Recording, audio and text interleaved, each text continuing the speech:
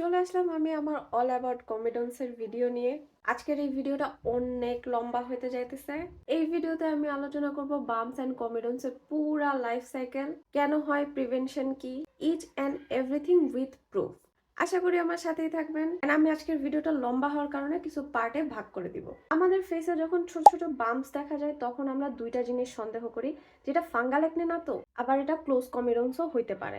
তো মোটা দাগে বাম্পস থেকে বেসিক্যালি দুইটা জিনিস সন্দেহ করা হয়, একটা হচ্ছে ফাঙ্গাল একনি, আরটা হচ্ছে ক্লোজ কমিডন্স। ফাঙ্গাল একনি অনেক বড় একটা টপিক, তো আমি আজকে ফাঙ্গাল একনির দিকে খুব একটা যাব না। আজকে যেহেতু কমিডন্স নিয়ে কথা হবে, তো আমি কমিডন্সের দিকেই থাকতেছি।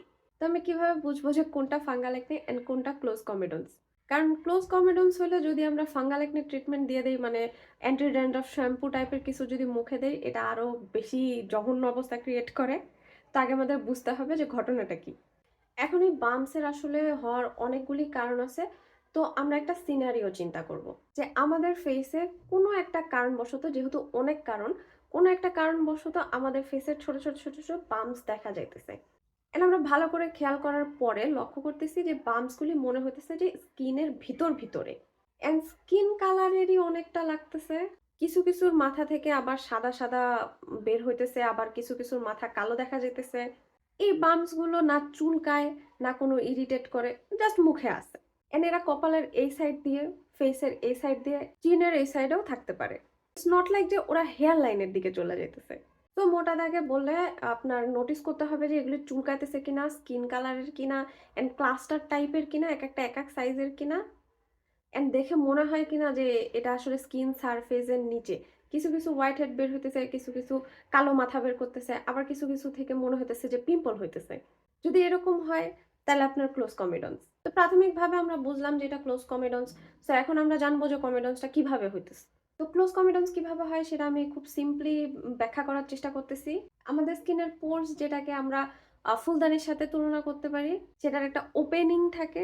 বিভিন্ন কারণে অতিরিক্ত সেবাম, অয়েল এন্ড মৃত কোষগুলো জমতে জমতে ওই ওপেনিংটা বন্ধ হয়ে যায়, যেটাকে আমরা বলি হচ্ছে পোর্স ক্লগ হয়ে গেছে।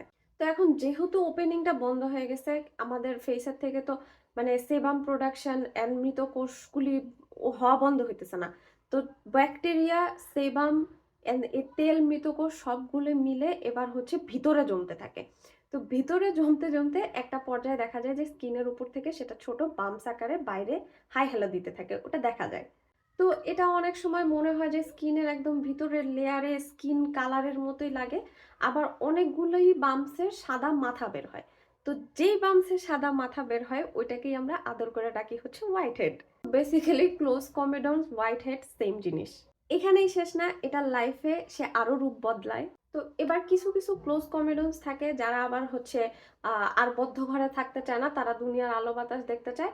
তো তারা আবার হলো বের হয়ে আসে, মানে ওই কমিডন্সের মাথাটা ওপেন হয়ে যায় আর কি। তো যখন ওই কমিডন্সের মাথাটা ওপেন হয়ে যায় তখন সেখানে অক্সিজেন সহ আরো বিভিন্ন কারণে পিগমেন্টেশন জমে যায়। ওইটাকেই আবার আমরা নাম দিই ব্ল্যাক হেড। তো close comedones, white head, black head basically same thing. এটার আরো একটা ভার্সন আছে। তো যখন এই ক্লোজ কমিডন্সের ভিতরকার ময়লা টয়লা, হাবিজাবি ব্যাকটেরিয়া, সেবাম, তেল এন্ড মৃত কোষগুলি ভিতরের দিকে চাপা খায় বা ভিতরের দিকে চলে যায়, তখন ওইখানে একটা ইনফ্লেমেশনের তৈরি হয়। ওই ইনফ্লেমেশন থেকে আবার হয়ে যায় হচ্ছে ইনফ্লেমড অ্যাকনে। তো অ্যাকনের বলতে পারেন যে একদম বাচ্চা বা প্রাথমিক রূপ হচ্ছে ক্লোজ কমিডন্স। সো এই ক্লোজ কমিডন্স যদি বাচ্চাকালেই ঠিক না করা যায়, এটা আবার অনেকের ক্ষেত্রে ইনফ্লেমড অ্যাকনি আকারেও দেখা দেয়। তো এখন আমরা যেহেতু ক্লোজ কমিডন্সের পুরা মোটামুটি একটা লাইফ সাইকেল জানি, তো আমরা এখন জানবো যে এটা কেন ট্রিগার খায়। ধরেন আপনি কিছুই করেন নাই, কোনো নতুন প্রোডাক্ট অ্যাড করেন নাই, কোনো কিচ্ছু না, জাস্ট আপনার স্কিন ভালোই ছিল, বাট হঠাৎ করে দেখতেছেন যে আপনার স্কিনে white head and black head দেখা যেতেছে। এই আকামটা আসলে হইলো কিভাবে? এটা যারা করে তাদের আপনি খালি চোখে দেখবেন না, এদের আবার নাম আছে, সেটা হচ্ছে মাইক্রোকমিডন্স। এটা থাকে ওইখানেই, কিন্তু যখন দেখা যায় যে একটু উল্টাপাল্টা কিছু হয়েছে বা আপনার আমি সামনে বলবো আরো কারণগুলি, যেরকম হরমোনাল ইমব্যালেন্স বা এনিথিং হ্যাপেন, তারা তখন আবার একটু হোয়াইট হেড বা ব্ল্যাক হেডের আকারে দেখা দেয়। এবার আমরা প্রথম কারণ বা প্রথম সিনারিওতে যাব। প্রথম সিনারিওতে আপনি চিন্তা করবেন যে আপনি একটা অ্যাক্টিভ যুক্ত কোনো উপাদান আপনার স্কিন কেয়ার রুটিনে আপনি অ্যাড করছেন, যেটা আপনার সেল টার্নওভার রেটটা বাড়ায় দেয়। এবার দেখা গেল যে ওই প্রোডাক্টটা অ্যাড করার পরে আপনার ফেসে ছোট ছোট বাম্পস দেখা যেতেছে। কেন? কারণ ও সেল টার্নওভার রেট বাড়ায় দিছে। এটাই আপনার পোর ক্লগ করতেছে। এখান থেকে আপনার ক্লোজ কমিডন্স হইতেছে। এবার সিনারিও ২, আপনার বাম্পসগুলি আপনার কপালে বা যেখানে আপনার চুল থাকে, লাইক আমার হচ্ছে এই যে এই সাইডটা, এই সাইডটা যেরকম চুল থাকে, তো বাম্পসগুলি ম্যাক্সিমাম এখানে দেখা যেতেছে। তো এই ক্ষেত্রে আপনার বাম্পস বা ক্লোজ কমিডন্সের কারণ আপনার হেয়ার কেয়ার প্রোডাক্টও হইতে পারে। যেরকম আমার নিজেরই আসলে কন্ডিশনার থেকে মাঝে মাঝে এই যে এদিকটা বাম্পস হয়ে যায় যখন আমি কন্ডিশনার ইউজ করছি কিন্তু খুব ভালোভাবে ধুই নাই, তখন দেখা যাবে যে এদিক দিয়ে হচ্ছে কয়েকটা বাম্পস দেখা যাইতেছে। নেক্সট যে কারণটা সেটা হচ্ছে আপনি কোনো না কোনো একটা কারণে আপনার স্কিন ব্যারিয়ার ড্যামেজ করে ফেলছেন, বা কোনো একটা কারণে আপনার স্কিন ব্যারিয়ার ইরিটেটেড হয়েছে, আপনার স্কিনে ওয়াটার লস হয়েছে, আপনার বডিতে ওয়াটার লস হয়েছে, মানে এক কথায় আপনার স্কিন ব্যারিয়ার ইরিটেটেড অ্যান্ড আপনার skin and body dehydrated. Dehydration and irritated ব্যারিয়ারও আমাদের ফেসে বা স্কিনে বাম্পস ক্রিয়েট করার ক্ষেত্রে খুব ব্যাপক একটা ভূমিকা রাখে।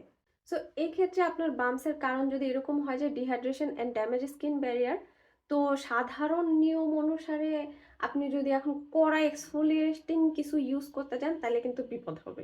এই কারণে বাম্পস কেন হতেছে আগে কারণ আইডেন্টিফাই করতে হবে। আচ্ছা, এই প্রিভেনশনের কথাটা আমি এখানেই বলে দিই, পরে আমার মনে নাও থাকতে পারে। সেটা হচ্ছে যদি ড্যামেজ ব্যারিয়ার বা ডিহাইড্রেশন থেকে আপনার বাম্পস হয়ে থাকে তাহলে সেই ক্ষেত্রে আপনার স্কিন কেয়ার রুটিনটা অনেক বেশি সিম্পলিফাই করে ফেললে আপনি উপকার পাবেন।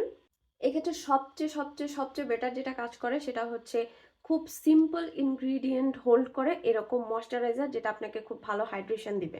এই টাইমে কোনোভাবেই স্কিন ব্যারিয়ার আর ইরিটেটেড করা যাবে না। ৪ নাম্বার সিনারিও আমি যেটা বলবো সেটা হচ্ছে যেখানে আমাদের ডায়েটের অবস্থা খুবই খারাপ। আমরা সারাক্ষণ ইকিবিকি চিকি-ভুকি-চুকি খাবার খাইতে থাকি। স্পেশালি সুইট জাতীয় সামথিং, ভাজা পোড়া, তেল মেল হাবি-জাবি, মানে দুনিয়ার যত আরকি মুখরোচক খাবার আছে। মানে ওই টাইমে ওই হাঙ্গি-পাঙ্গি খাবার অ্যান্ড সুগারের উপর চলছে দেহ টাইপের অবস্থা। আবার অনেকের ক্ষেত্রে আরেকটা ট্রিগারিং পয়েন্ট যেটা থাকে সেটা হচ্ছে ডিরেক্ট গরুর দুধ। এটা আমার নিজেরও স্যুট করে না। আমি ডিরেক্ট গরুর দুধ খাইলে আমার পিম্পল উঠে। কিন্তু আবার দেখা যায় যে চিজ, পুডিং, দই বা এই জাতীয় খাবার খাইলে খুব একটা প্রবলেম হয় না আমার। তো যাই হোক, আমাদের আমরা বডির ভিতরে কি দিতেছি সেটা আমাদের স্কিনে খুব মানে ভালোভাবেই রিফ্লেক্ট করে। তো এটাও আমাদের মাথায় রাখতে হবে। এর পরের যে কেস সেটা আমার মনে হয় যে সবচেয়ে কমন, টা হচ্ছে হরমোনাল ইমব্যালেন্স। আমাদের মেয়েদের লাইফে যদি হরমোনাল ইমব্যালেন্সের ব্যাপারটা মানে না থাকতো তাহলে মনে হয় আমাদের জীবন কত সোজা হয়ে যেত, অনেক সমস্যাই থাকতো না। তো এই হরমোনাল ইমব্যালেন্স থেকে যেটা হয় সেটা হচ্ছে আমাদের ফেসে অনেক সময় অতিরিক্ত সেবাম প্রোডাকশন হতে থাকে অ্যান্ড সেখান থেকে আমাদের ক্লোজ কমিডন্সের প্রবলেমটা হয়। তো যদি দেখেন যে সবকিছু ঠিক আছে, কোনো কারণের সাথে মিলতেছে না, আমি বলবো যে একটু হরমোনটা চেক করে নেবেন। এই পার্টে আমরা জানলাম যে কি কি কারণে আমাদের ক্লোজ কমিডন্সের প্রবলেম হতে পারে এন্ড এই রিলেটেড এর লাইফ সাইকেলে আরো যে যে রূপ আছে সেগুলি ধারণ করতে পারে। তো এবার জানবো যে আমরা এটাকে কিভাবে অ্যাভয়েড করতে পারি, কি কি ইনগ্রেডিয়েন্ট ইউজ করলে আমরা এটা থেকে বেশ একটু বাঁচতে পারি। আমি মোটামুটি ইনগ্রেডিয়েন্ট নিয়েই বেশি কথা বলবো, প্রোডাক্ট নিয়ে খুব একটা কথা হবে না। প্রোডাক্ট আমি যেগুলো ইউজ করছি আমার জাস্ট আমি ওই এক্সপিরিয়েন্সটাই শেয়ার করব, এছাড়া প্রোডাক্ট রেকমেন্ডেশনে আমি আসলে ওইভাবে যাইতে চাইতেছি না, ইনগ্রেডিয়েন্টটাই নিয়েই কথা হবে। তো প্রথম যেটা সেটা হচ্ছে একটা জেন্টাল এক্সফোলিয়েন্ট টাইপ সামথিং কিছু একটা ইউজ করতে হবে। এখন এই জেন্টাল এক্সফোলিয়েন্টে আপনি বিএইচএ বা স্যালিসিলিক অ্যাসিডও ইউজ করতে পারেন, এইচএ ইউজ করতে পারেন। আমি যেটা ইউজ করছি বেশ আগে সেটা হচ্ছে এইচএ বা গ্লাইকলিক অ্যাসিড। গ্লাইকলিক অ্যাসিডটা বেশ মাইল্ডলি এক্সফোলিয়েট করে। বিএইচএ বা স্যালিসিলিক অ্যাসিড যেটা সেটা হচ্ছে ফ্যাট সলিউবল হওয়ার কারণে আপনার স্কিনের বেশ ডিপে এটা ঢুকে। আপনার যদি এরকম হয় যে অতিরিক্ত সেবাম প্রোডাকশন থেকে ক্লগ পোর্স হয়েছে বা একটু ডিপ এক্সফোলিয়েশন দরকার, তখন স্যালিসিলিক অ্যাসিডের দিকে যেতে পারেন। এটা বেশ একটু সাবধানে ইউজ করতে হয়। আর যদি আপনার এরকম হয় যে সেনসিটিভ স্কিন, সেই ক্ষেত্রে আমি সবসময় রেকমেন্ড করব যে স্যালিসিলিক অ্যাসিডে আছে এরকম ক্লেনজার ইউজ করার জন্য। হ্যাঁ ভাই, ক্লেনজারে কাজ হয়, হিয়ার ইজ দ্য প্রুফ।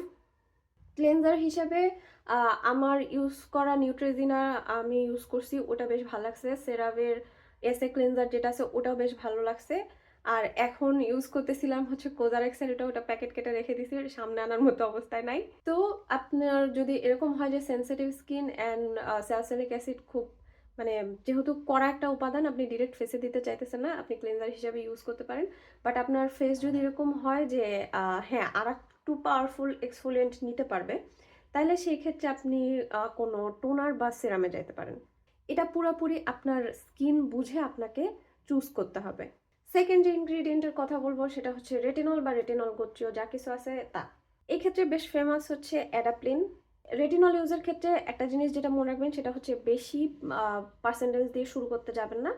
আপনার স্কিন কনসার্ন বুঝে লো পার্সেন্টেজ দিয়ে শুরু করবেন। অ্যান্ড রেটিনল ইউজের আসলে মানে কি বলবো, এটা নিয়ে পুরো একটা আলাদা ভিডিও করা যায়।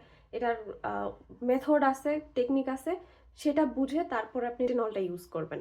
অ্যান্ড থার্ড যে ইনগ্রিডিয়েন্ট সেটা হচ্ছে বেনজল পারক্সাইড। এটাও বেশ সাবধানে ইউজ করার মতোই একটা ইনগ্রিডিয়েন্ট।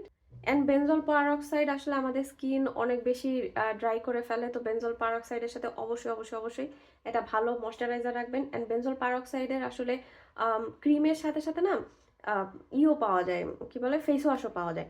তো ফেস ওয়াশ বা ক্লিনজার ফর্মেই ফার্স্টে ইউজ করাটা আমি বেশি প্রেফার করি।